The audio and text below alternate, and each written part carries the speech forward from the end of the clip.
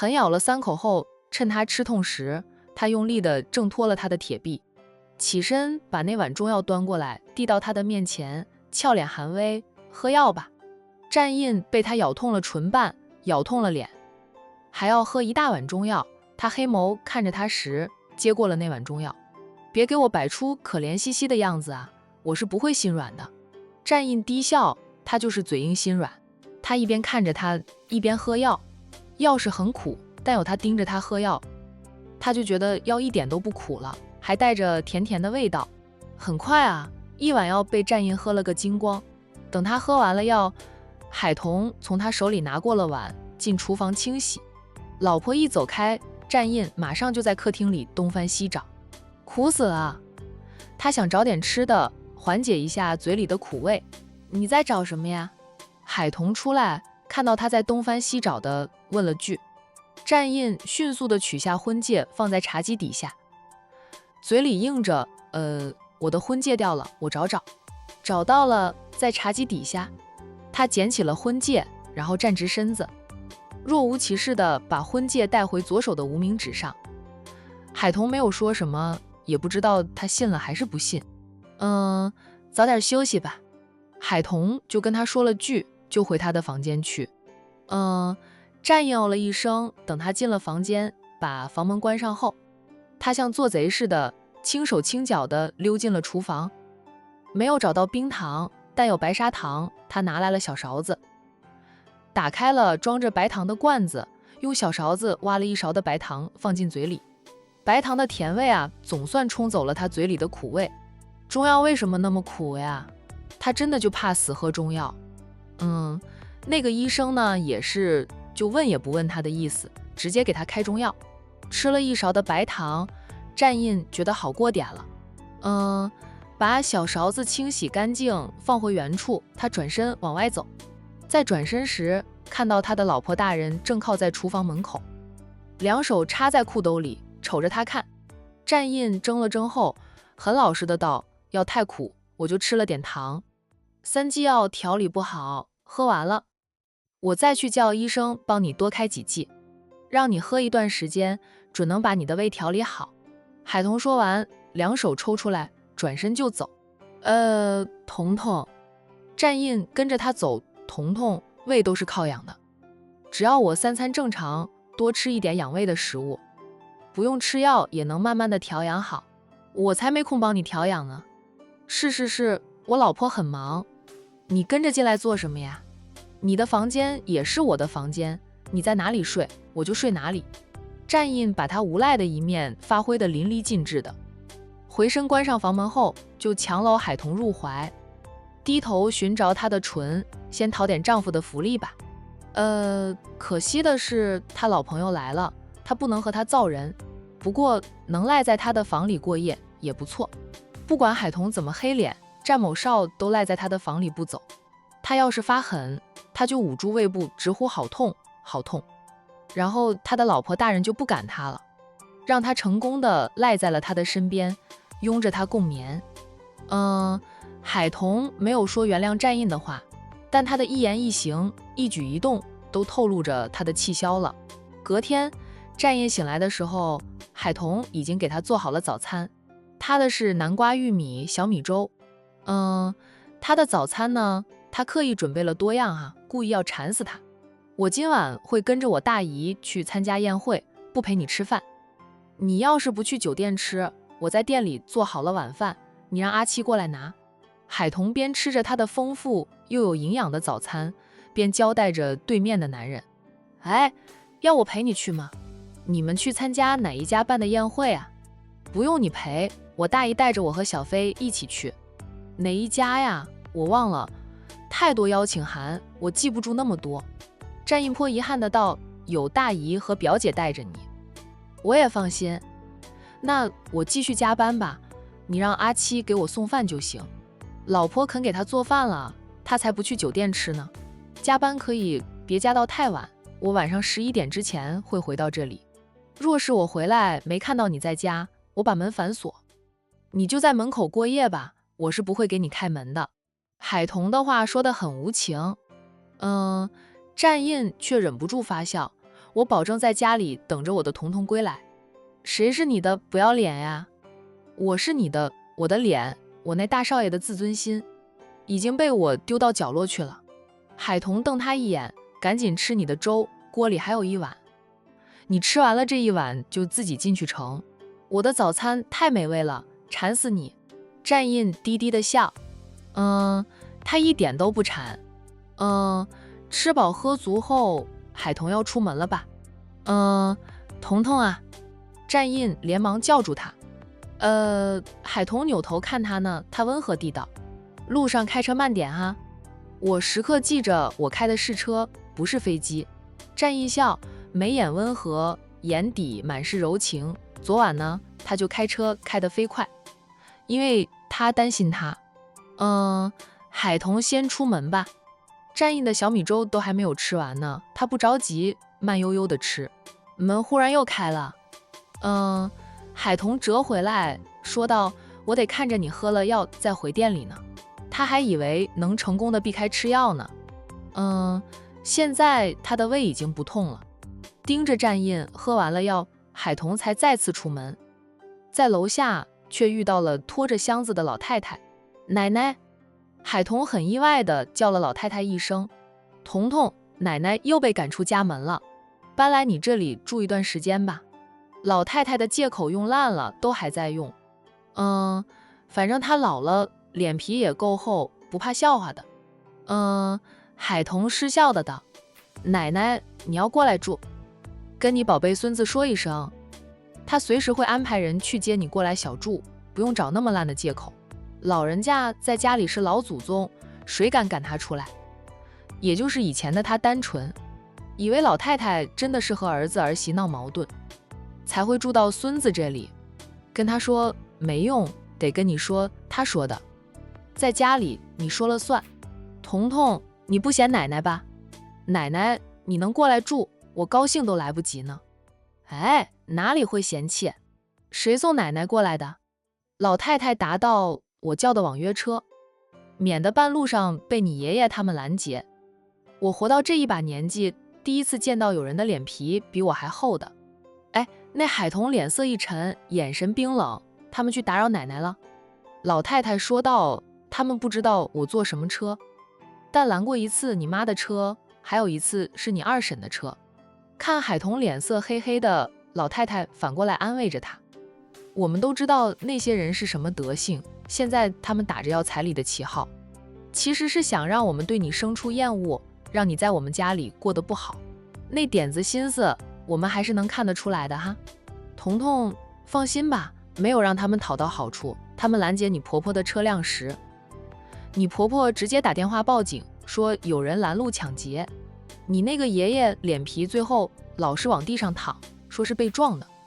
但他没想到我们出入的那条路到处装着监控的，警察来了查看监控，知道是他自己往地上躺的，把他批评教育一番，勒令他的儿孙把他带走了。最可恨的是，他们带着媒体记者扮成他们的同伙人，暗中进行偷拍，不过也被发现了，把余记偷拍到的都删除了，就是多少都会传出去，你也不用放在心上。整个管城的人都知道他们是什么德性，是如何待你姐妹俩的。奶奶跟你说这些，是觉得他们就算被批评教育了，也不会死心的，说不定会策划什么阴谋来对付你姐妹俩，主要还是对付你吧，因为海童现在是他们战家的大少奶奶啊。他老家的那些极品，现在极尽可能的想拆散海童和战印，让海童进不了战家大门，让海童在婆家生活的不好。他们是被战印整治，失去了工作，丢了生意，如今一大家子都在啃老本，对付不了战印，他们就把所有矛头对准海童。就算海童是战家大少奶奶，也抹不掉他们的亲戚关系。战印再厉害，能把他们一大家子10几20口人灭门吗？只要战印不能干掉他们，他们就天不怕地不怕，逮着机会纠缠烦扰海童。威胁警告对于那些人来说不痛不痒的，就算报警，他们并没有做出真正违法的事啊。那警察来了也只能是批评教育一番。都说宁得罪君子莫得罪小人，他的老家人就是一般小人，没皮没脸又阴险。海童冷冷的道：奶奶，我不怕，他们赶到我面前来，我就赶抄扫把赶他们，被我们赶了那么多次，也知道在我这里是讨不到好处的了，才会去你们那里闹，以为战家人受不了他们的烦扰，就会给钱做梦去吧。奶奶，战印还在家里，我送你到楼下，你自己上楼去，我要回店里了。不用送，你去上班吧，奶奶又不是不认识路，自己上楼就行。老太太拒绝了海童送她。海童还是帮他老人家拉着行李箱到楼下，然后打电话给战印，告诉他，老太太来了。看到阿七等人后，海童才放心离开。想起自己当初看到阿七等保镖时，还以为他们是住在附近的。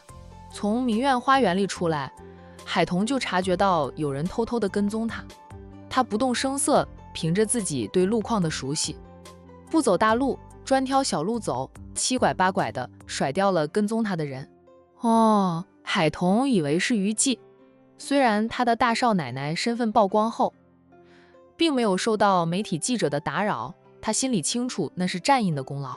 他不让媒体来打扰他，就没有人敢光明正大的来找他。但难保那些俗称狗仔队的娱记不会跟踪偷拍。哇，战家大少奶奶是海童，现在管城人都知道了。但他和战印是怎么开始的？平时又怎么相处的？相信很多人都想知道。要是偷拍到他和战印的一些私生活相片，就能满足吃瓜群众的好奇心。那回到管城中学的时候，沈小军已经开了店门，梁姨也来了。由于海童和战印分开住了，梁姨也就是每天定时回明苑花园打扫卫生，给阳台上的花浇水，并没有再住在那里，而是住回了他原来住的地方，就是山顶别墅里。请假归来的管家明叔给梁姨配了一辆车的呢，方便她出入。大少奶奶，梁姨刚脱完了的，看到海童来了，恭敬地问好。梁姨，你还像以前那样叫我海小姐吧？别大少奶奶大少奶奶的，我听着怪别扭的。她在梁姨面前没有端过大少奶奶的架子。梁姨不敢啊，她说道。大少爷知道了，会扣我奖金的。大少奶奶日常听得多了，就会习惯的了。海童、战印就知道威胁人。他进店里，那沈小军看到他进来，上下打量他。咋的，不认识我了？沈小军笑道，我看你今天脸色好，精神好，心情也好，是不是发生了点什么？对，我艳遇了，遇到了个大帅哥，就比战印还帅的。沈小军嘻嘻的笑，用脚趾头想也知道不可能。放眼整个管城，哪个男人能比得过你家战少？连苏南都不如他有魅力啊！苏南是个八卦精，这一点有点过风。当然，沈小军就喜欢他的八卦，谁叫他也是个八卦呢？两个八卦精凑在一起，谁都会成为他们嘴里的话题。是不是跟战少和好了？这么久了，我看你的气也消了。既然消了气，就和好吧。我看苏南都头痛死了。他说战少在公司里折腾，把大家折磨得叫苦连天的。海童淡淡的道，他折磨别人的时候，也是在折磨他自己。这不魏延了？昨晚他才送他去医院看了医生呢。这种事情，海童并没有跟好友说。对了，海玲姐的店什么时候开张营业？我在我家族群里说了，海玲姐开业那天，让他们都去海玲姐的早餐店吃早餐，捧场了，天天人气旺旺旺。海童感激不尽，他的好友真的非常给力。这辈子啊，她能有沈小军这样的闺蜜，真的是三生有幸。日子选好了，下周一开张营业。她主攻的是那附近的工人，所以选在周一。一周的开始，大家玩了2天，会累，不想做早餐，就会选择出门吃。那沈小军记住了海玲的早餐店开张的时间。那天，我要过去帮忙了。那沈小军说道，那是自然的，需要我帮忙吗？海童笑道，我和梁姨过去帮忙就行了吧。姐姐租的店铺又不算大，帮忙的人太多了，加上吃早餐的客人，会显得很拥挤。在2个人说话间，进来了2个人，不是3个人，其中一个是海之亲，海童最小的堂弟。去年半夜拦海童的车，想教训海童，反被海童送进了派出所的，被拘留15天放出来后，海之亲非但没有悔改，反而对海童恨得牙痒痒的。他也退了学，不愿意再去上学，父母宠爱着他，觉得他成绩也不怎么样，考不上好大学，他不愿意去上学，就由着他了。退学在家里，海之亲就除了打游玩还是打游玩，整天无所事事的。上次海老头来店里闹事时，海之亲也跟着来，不过当时人太多，海童并没有留意到他。你们放开我，放开我！海之亲被2个高大威猛的男人扭着进来的。那2个男人海童没有见过，不过能猜到他们就是战役安排着暗中盯着他，暗中保护他的人。2名保镖把海之亲扭进来后，把他用力地推了一下，海之亲就跌坐在地上，他迅速地爬起来，赶紧躲到海童的身后。海童姐，救我！海童把这个混混堂弟从自己身后扯出来，冷着脸问他，你做了什么事儿？这小子一直跟踪着大少奶奶，并不停地进行偷拍。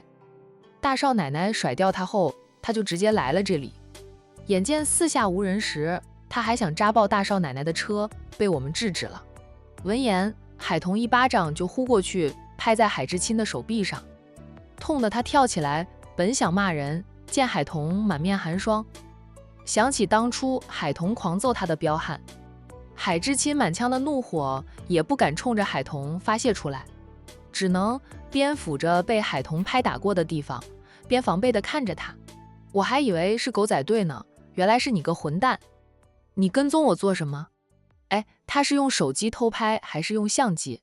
这句话海童问的是2名保镖，一名保镖就说道，用手机偷拍的。他递给海童一台手机，还有一把小刀子，这是他的手机。这把小刀呢，他是想用来扎破大少奶奶的车胎。海童接过了手机和小刀子，冷冷地瞪着海之亲。海之亲缩了缩，辩解着，我就是偷拍了几张相片而已，又没有真扎破你的车胎，你这样看着我干嘛呀？像要吃人似的。海童不急着问他跟踪偷拍自己的目的，先拿着小刀子出去。海之亲跟踪海童，自然是开着车来的，就不知道是他的车还是借了他堂哥的车。虽说呢年过了，海之亲说呢也有18岁，实际上还不足18周岁，还是个未成年人的，他绝对是无证驾驶啊，也真够沙胆的。像他这种被家人宠得不知天高地厚的小混混，无证驾驶对他来说或许是小菜一碟。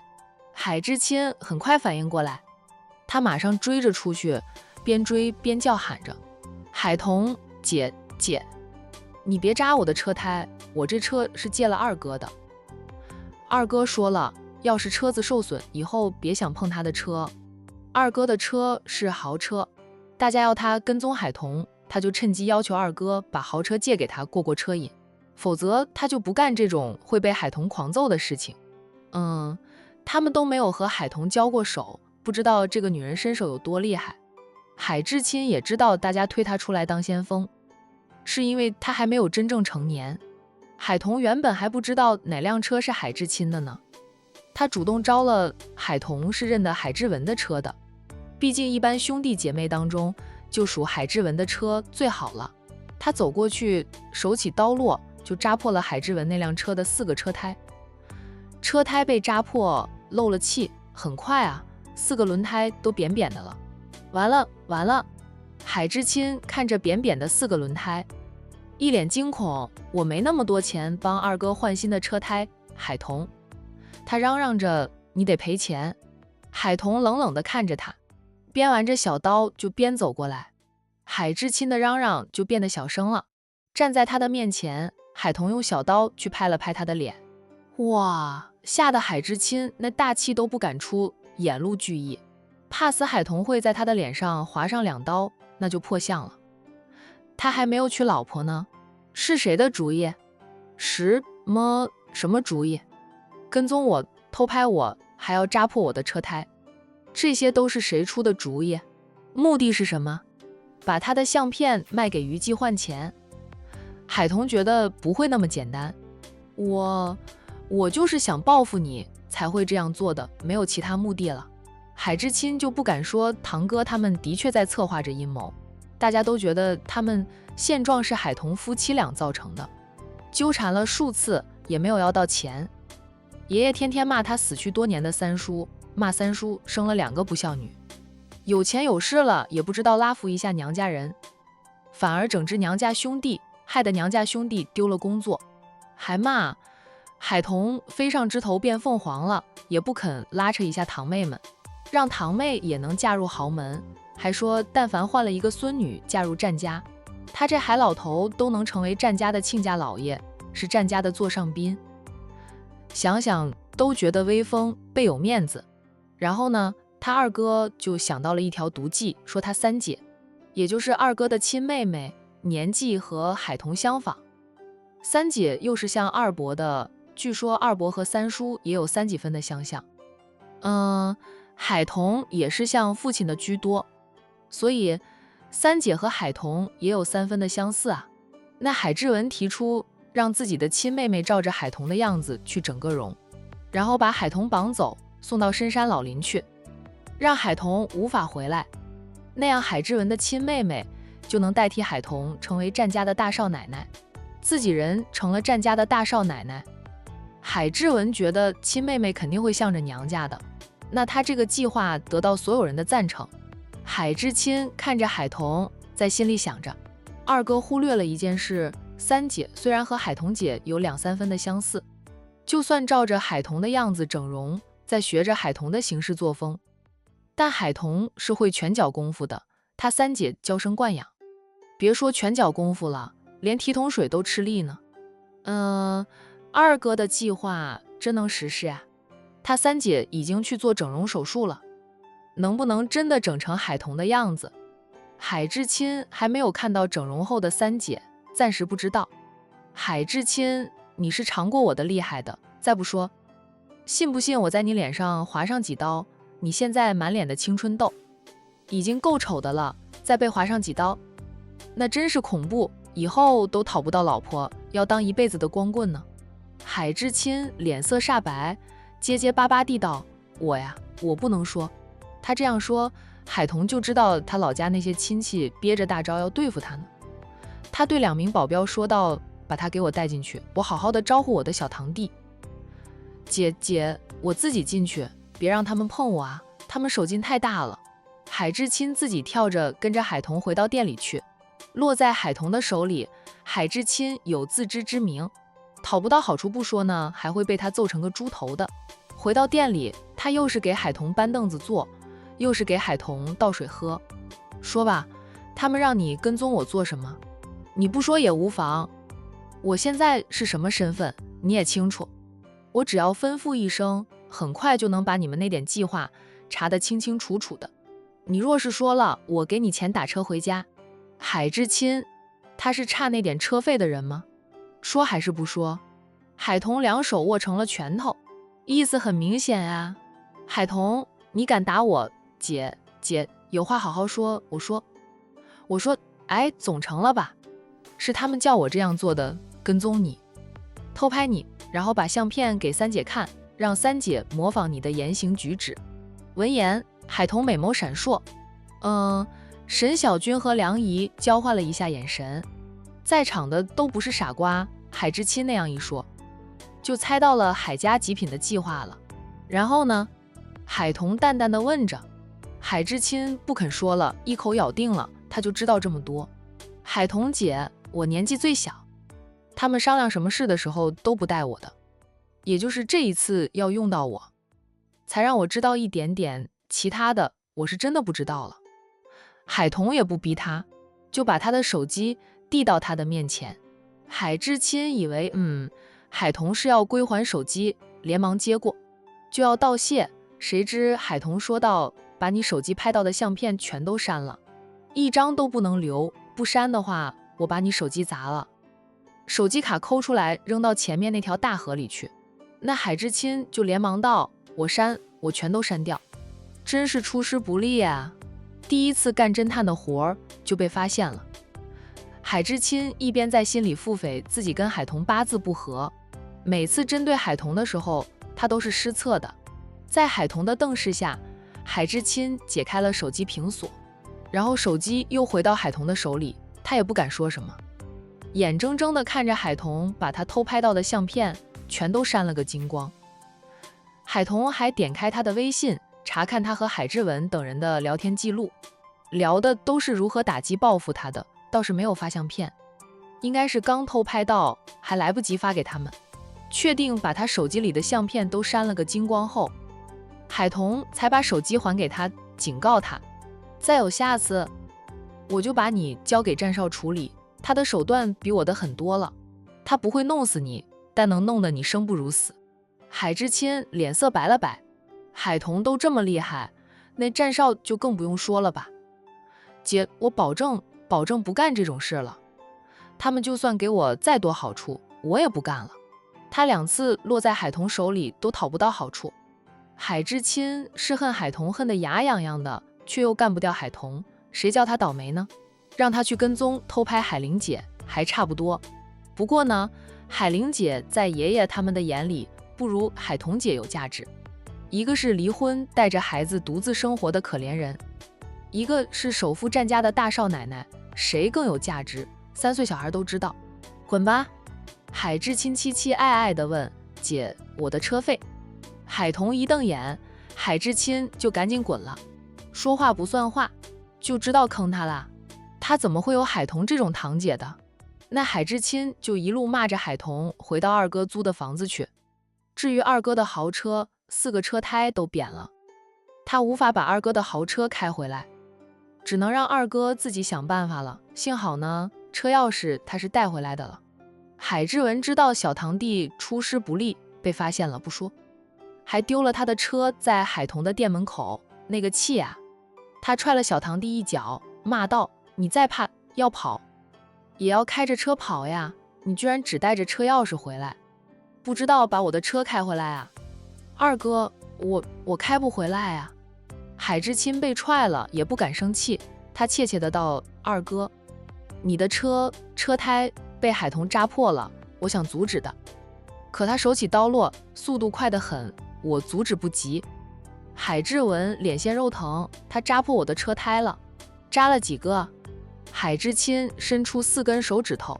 海之文，换一只轮胎都要不少钱，他居然扎破我4个轮胎，气死他了呀！至亲，你没有说出我们的计划吧？海之明想到的是这件事，他忙问着小堂弟。海之亲说道：“我没有说。”他的确没有明着说大家的计划，宝是说了偷拍海童的目的。海之明松口气说道：“这件事就我们知道便可，千万别说出去，让海童夫妻俩知道了，他们有防备之心，就无法实施了。”海之亲连连点头：“大哥，这一点我还是明白的，放心，我没有说。”他是真的没有说。我的车怎么办啊？海之文心疼他的车，4个青胎都要换了，要花好多小钱呀。换成以前，海之文不心疼那点小钱，现在他失去了年薪100万的工作，虽说靠着他的理财对他的生活影响不大，可在花钱方面他还是没有以前大方了。在没有找到新工作之前，他都是恨不得1分钱当成2分来花，更何况他家里也需要开支的，都是他掏钱。他养着自己的老婆，还要养父母呢，老婆又刚好怀孕了，他送老婆回娘家养胎，免得这些糟心事影响了老婆的心情。这就是海童没有见过堂嫂的原因。哎，海童，海之文恶狠狠地说道，走着瞧，会有你哭的那一天。只要他们的计划成功了，海童将会一无所有，还会被饿死在深山老林里，然后他的亲妹妹代替海童在战家当大少奶奶，想得真美啊！沈小军在海之亲滚蛋后对好友说道：“彤彤，那些极品可能策划着李代桃僵呢，不是可能，是真的在策划。”海童在收银台里面坐下来，脸上有几分的疲惫。姐妹俩真是倒了8辈子的大霉，才会跟那样的极品是一家人，还是血亲呢？海之亲嘴里的三姐比你大还是比你小？同年的我比她大了1个星期。海童回想着那个同年的仅比她小1个星期的堂妹，10几年不见，已经没什么印象了。她和对方像吗？父母活着的时候，她和那个堂妹一起上学，是同班同学，好像是有人说过他们有点像，就算像，顶多也就是2、3分的相像。那对方以为模仿他就能取代他，当站印是傻的，除非对方去整容，照着他的样子整容。他叫什么名字啊？海小珍。海童说到，中午我去战氏集团一趟，这件事得交给站印去处理。海小珍现在有可能已经去做整容手术了，就算站印不会上当，海童也不想海小珍整成自己的样子，他没有本事去阻止海小珍做整容手术，只能交给站印去做吧。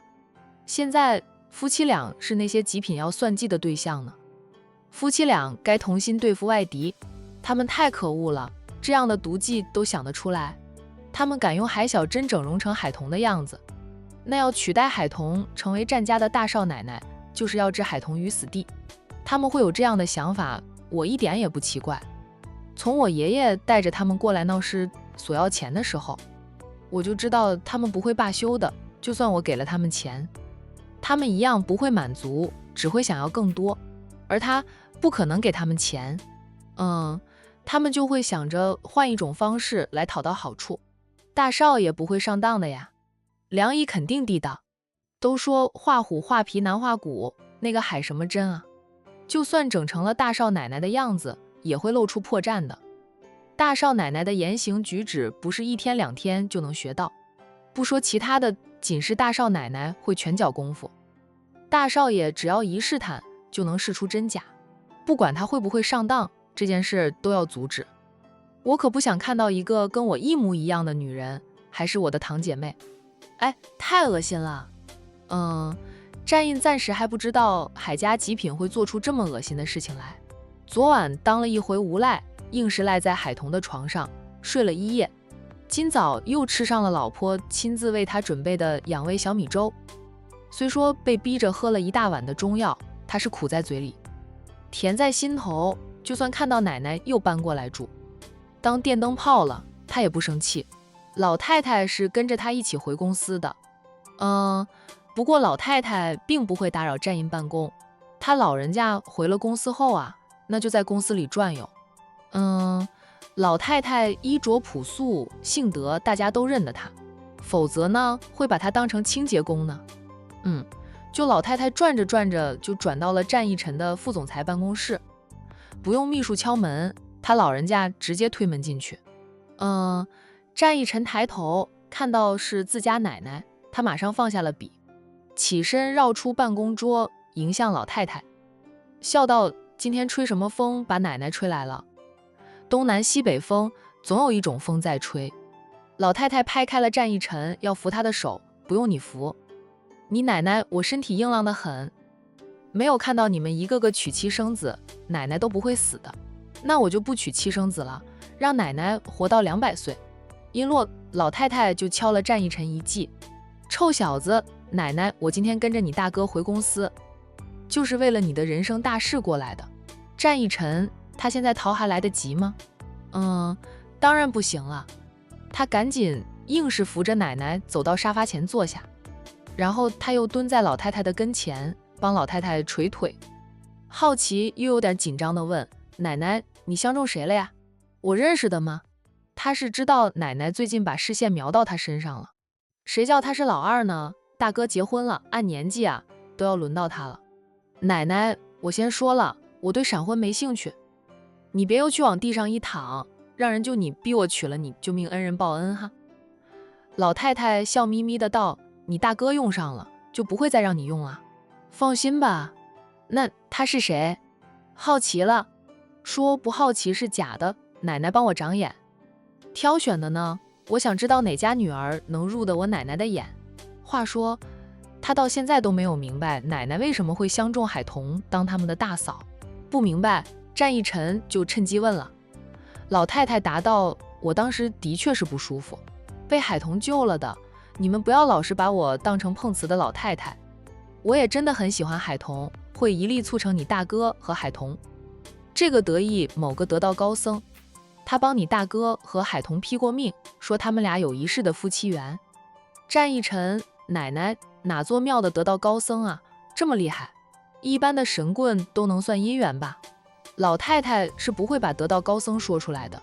给我倒杯水来。好哩。战一晨赶紧给奶奶倒来了一杯温开水。老太太喝了2口温开水，这才慢腾腾地摸出了2张相片，递给战一晨，说道：2张相片，你随便挑一张当成你的目标。奶奶给你们1年的时间，1年之后验收成果。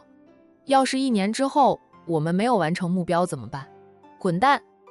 什么时候完成目标，什么时候回来。战一晨，奶奶你也太狠了点儿，我们可是您老人家的亲孙子，孙子多了不值钱。战一晨，要不我去做个变性手术，变成个孙女，你想做就做呗，我没意见。但你做了变性手术，在我眼里你也不是我孙女。战一晨嘻嘻的笑，奶奶，我开玩笑的呀，她才不要变女人呢。从奶奶的手里拿过2张相片，一看，战一晨瞪大眼，指着其中1张相片问着奶奶：奶奶，你确定是给我们找媳妇吗？我看着这相片怎么觉得奶奶是给我们找兄弟，因为那是一张帅哥的相片啊。老太太赏他一记白眼，是许氏集团的许总，你知道吧？许褚就是女生男相，要不是她现在嫁了人，也大着肚子快要生了，还不知道多少人把她当成男人呢。